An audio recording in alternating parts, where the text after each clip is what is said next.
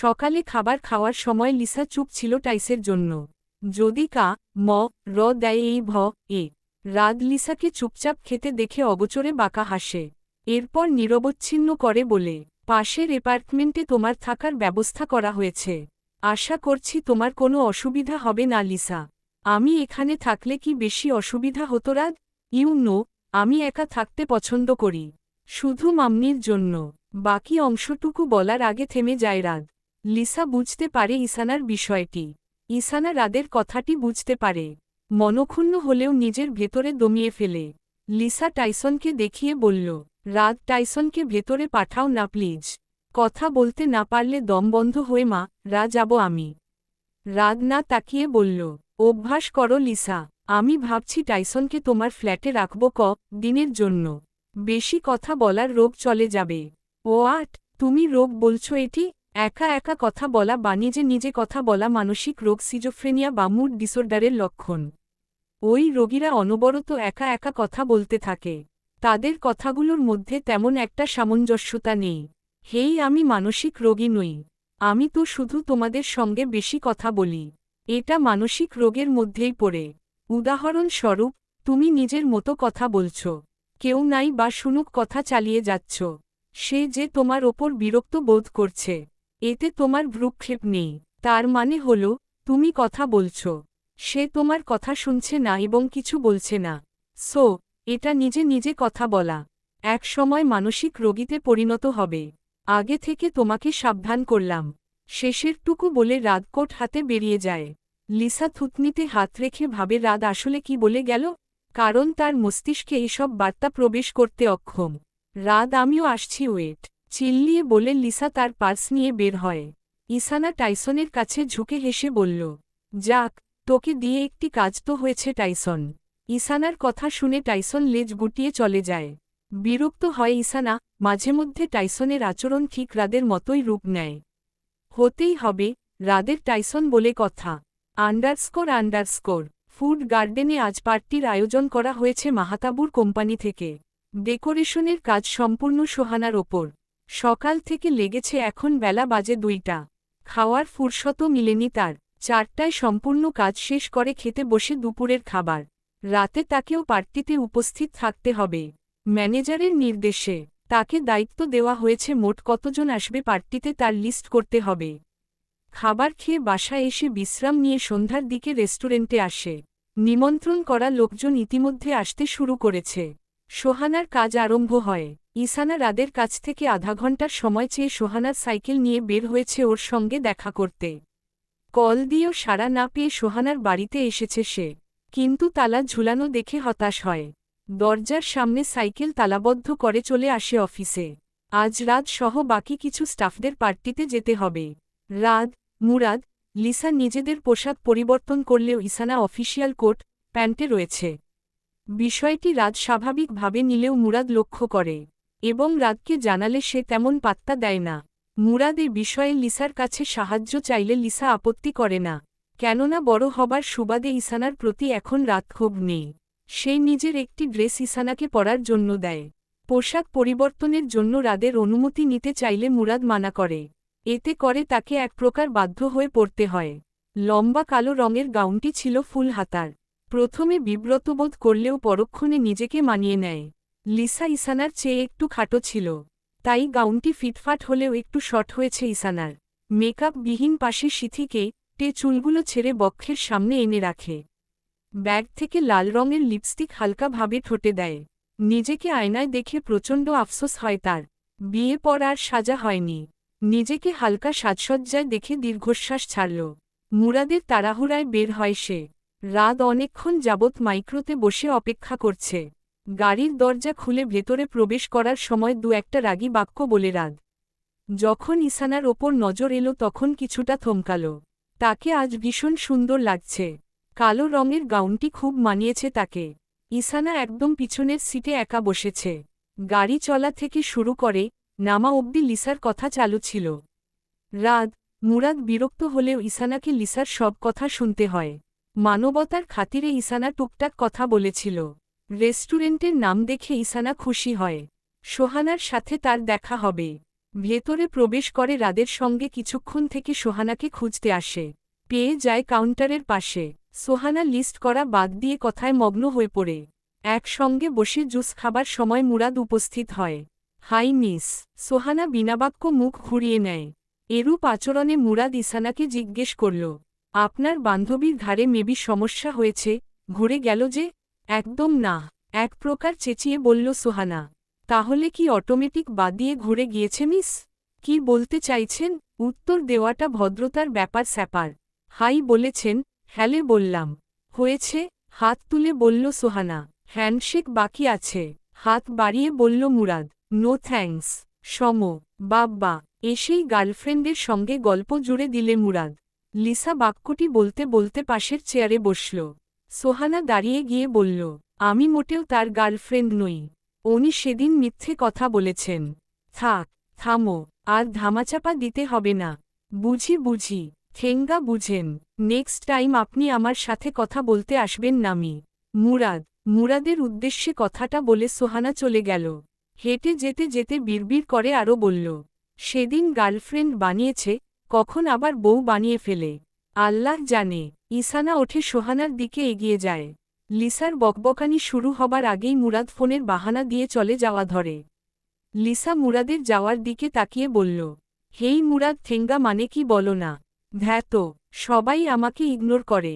সোহানা একটু আড়ালে এসে নিজে নিজে একা বাক্য বিনিময় করছে। ইসানা কাছে এসে দাঁড়াতেই সোহানা বলল, আমার সঙ্গে কেন এমন হলো ইসা?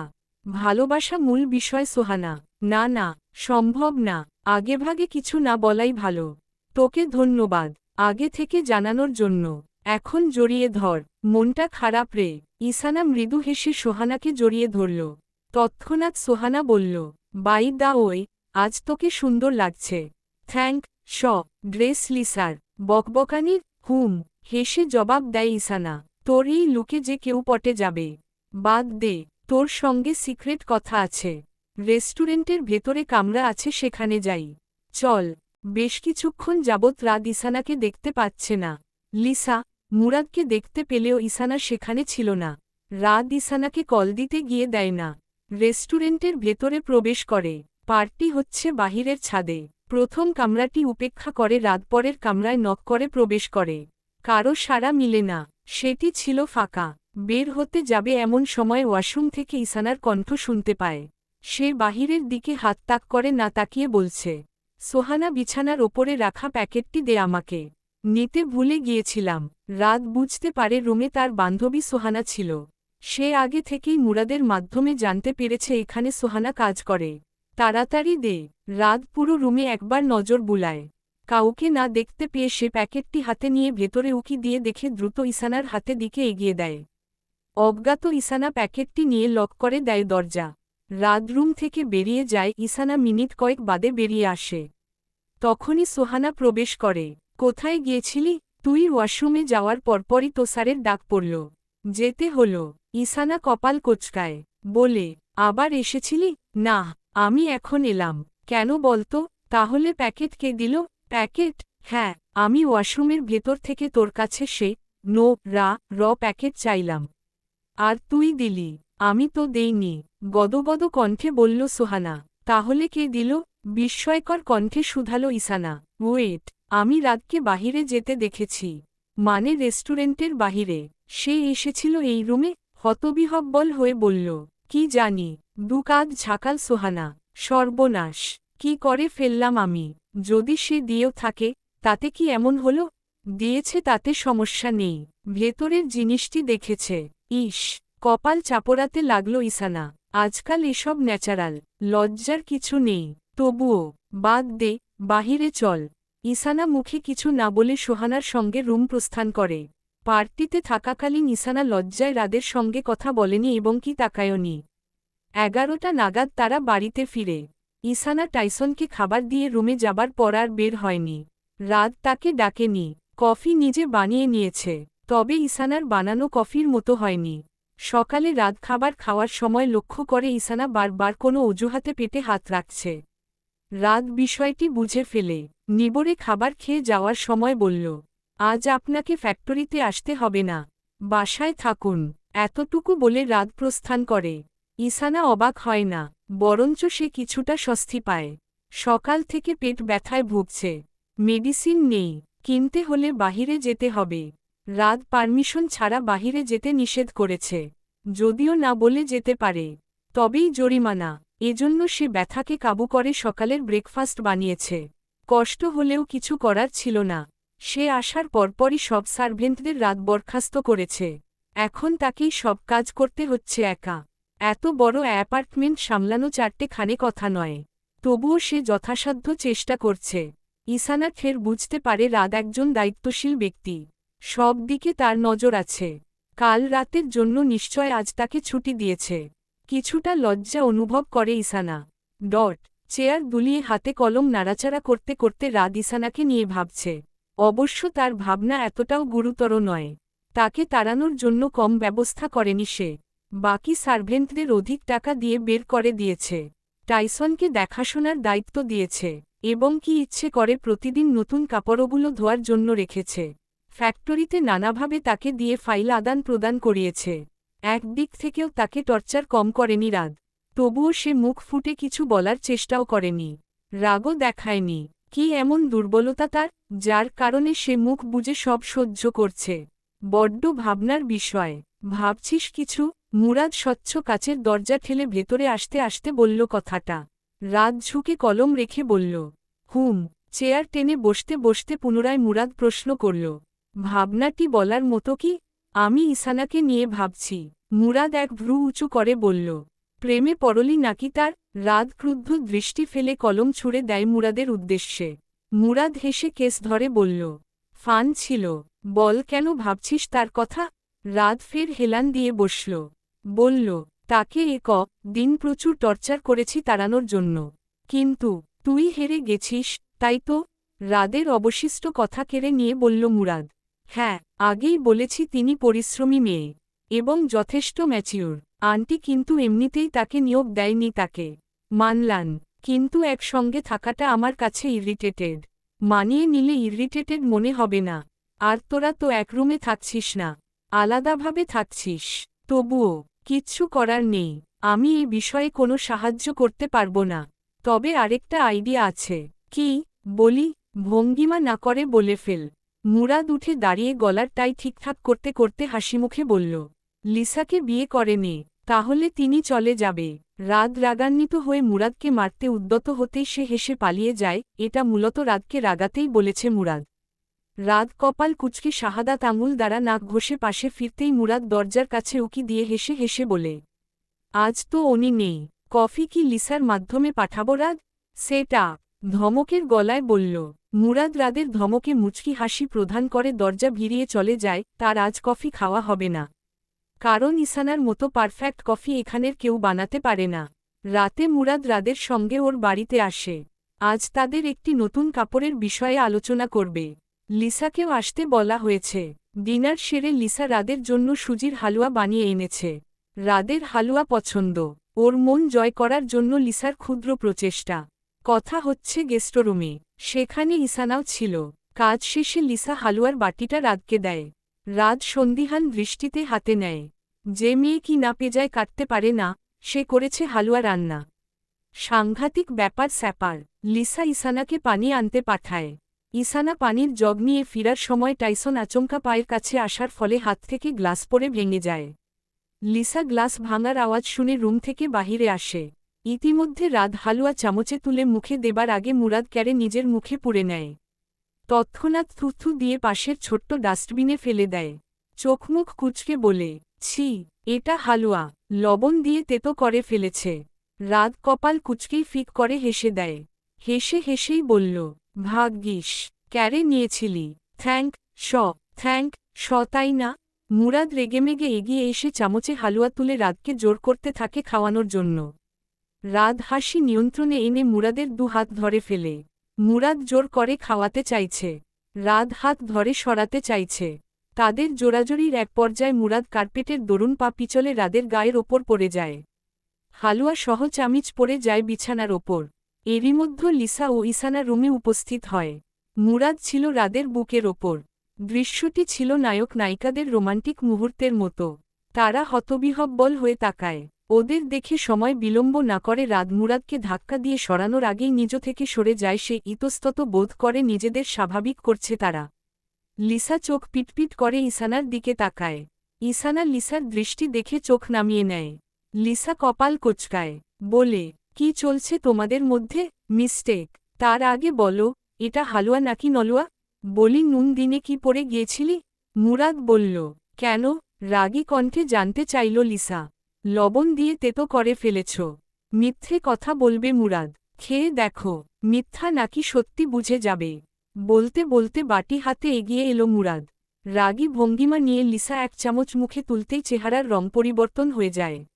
মুখ চেপে লে ইসানার হাত থেকে পানির জগ থেকে পানি পান করে নেয়। বড় নিঃশ্বাস ফেলে বলল, মিস্টেক হয়েছে।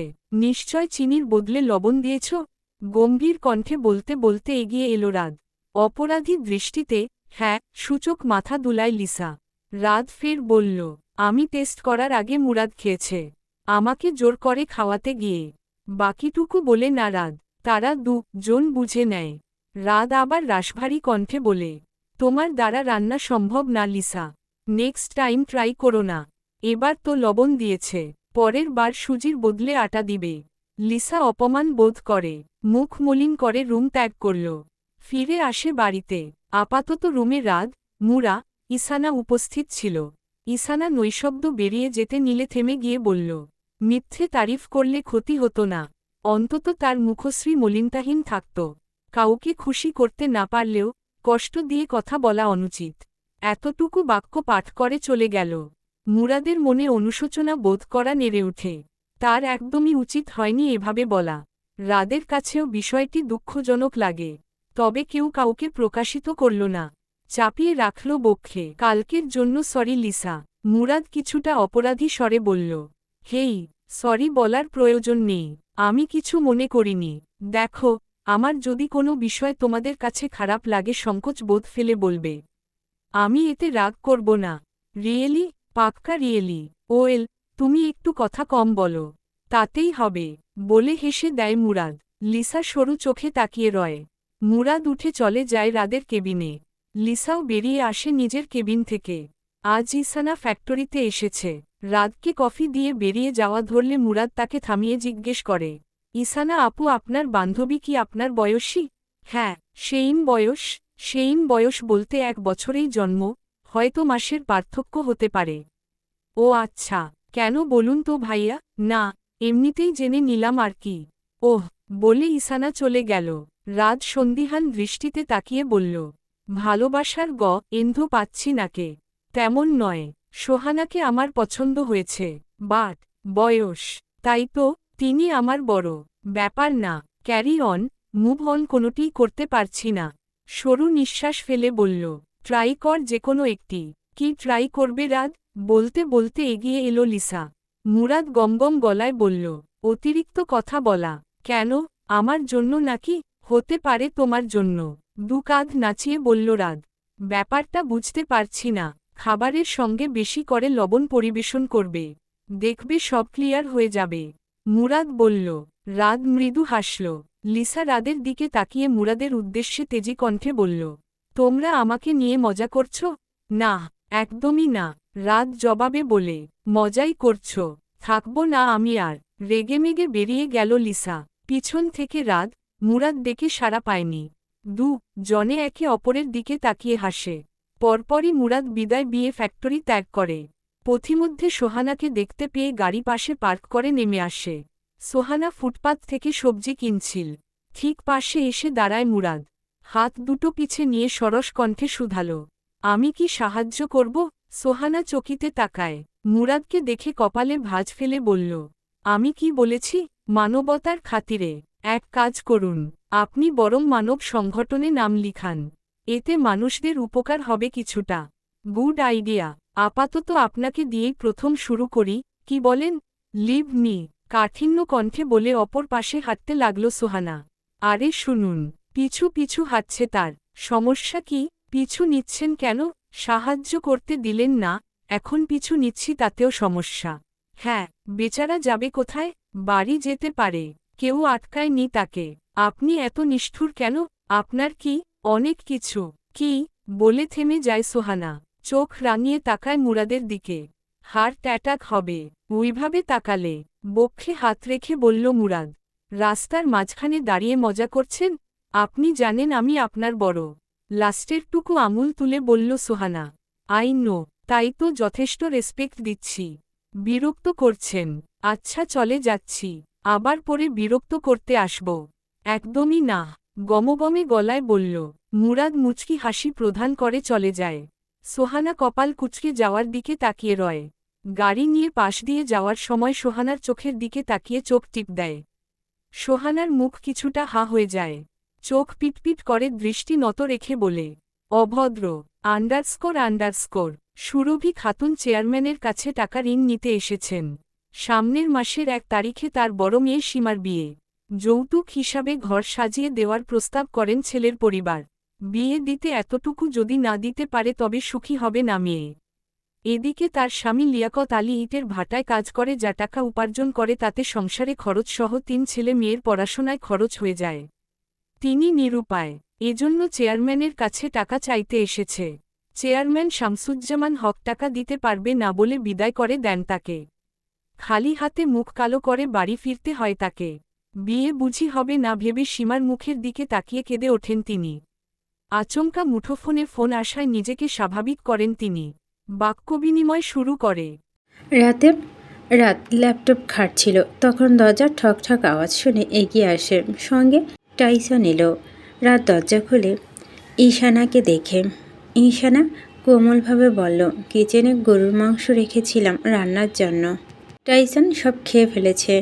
রাত ক্রোধ নিয়ে টাইসনের দিকে দৃষ্টি ফেলতেই টাইসন কাচুমাচু ভঙ্গিতে নজর সরিয়ে নিল, যেন সে রাতের ক্রোধের কারণ বুঝতে পেরেছে। রাত নজর সরিয়ে নিয়ে ঈশানার দিকে তাকিয়ে বলল, কিচেনে কাপ নুডলস আছে, সেটা তৈরি করে দিন আমাকে।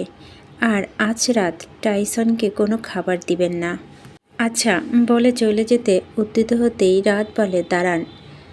ঈশানা দাঁড়িয়ে গিয়ে ঘুরে তাকালো। রাত বলল, আপনি আমার নাম ধরে ডাকবেন, যেহেতু আমি আপনার ছোট, আপনিও খেয়ে নেবেন নুডলস।